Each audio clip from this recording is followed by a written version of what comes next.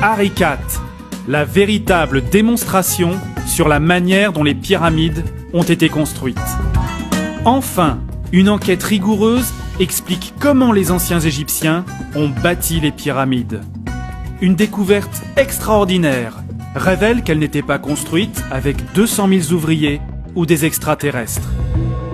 Selon les archéologues, les pierres taillées viennent des carrières toutes proches, tirées sur des traîneaux, hissées sur des énormes rampes et ajustées par une armée de travailleurs.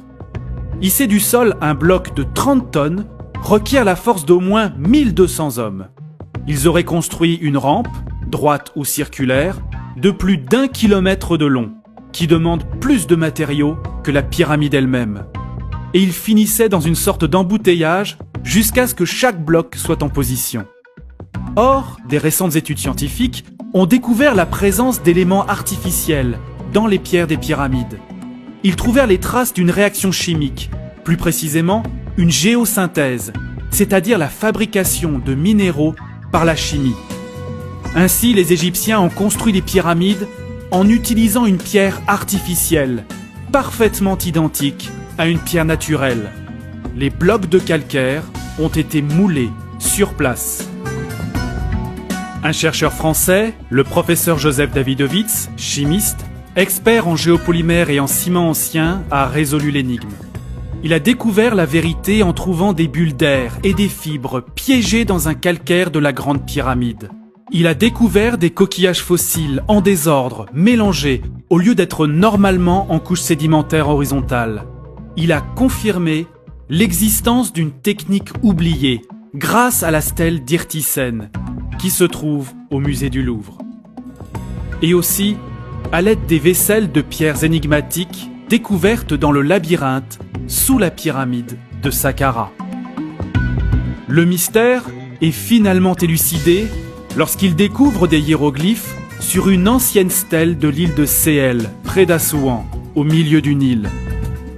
Elle contient la formule chimique utilisée par le grand prêtre Imhotep pour créer les pierres de la première pyramide de l'histoire, la pyramide à degrés de Saqqara. En utilisant cette formule et cette technologie de pierre Harry IV, professeur Davidovits a reproduit plusieurs blocs de calcaire dans son laboratoire à Saint-Quentin, en Picardie. Il ressemble exactement à un calcaire naturel. Le grand Imhotep, l'alchimiste, maître architecte du pharaon Djoser, fabriqua les blocs de pierre et bâtit la première pyramide de Saqqara. Il inventa la technologie de pierre Harry IV. Et voici comment. À proximité des pyramides, des réservoirs ont été creusés dans le calcaire tendre le long du Nil, formant des bassins pour produire du béton calcaire. Les ouvriers commencent par désagréger la pierre friable avec de l'eau venant du Nil. Ils inondent les canaux pour former une boue avec de l'argile. Ensuite, du carbonate de sodium, appelé sel natron, est versé. Ce sel est une substance très réactive.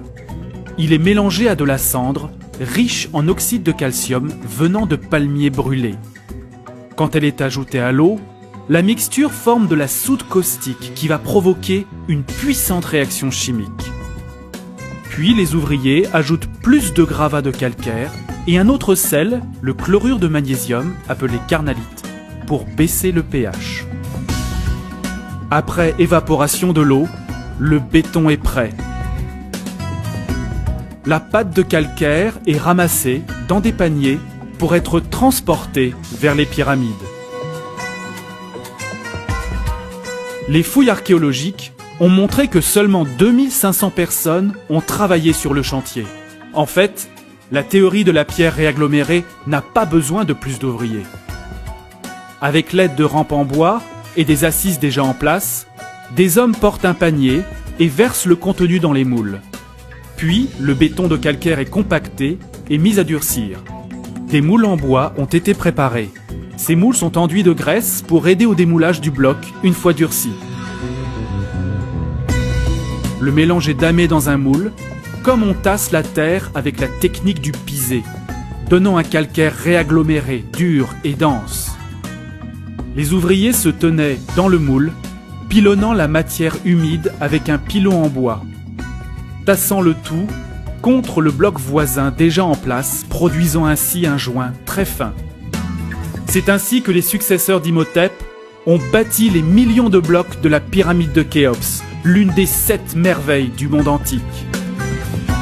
La technologie Arikat dévoile une solution logique et simple à ce mystère qui embarrasse l'égyptologie depuis des siècles, montrant comment les pyramides ont vraiment été bâties.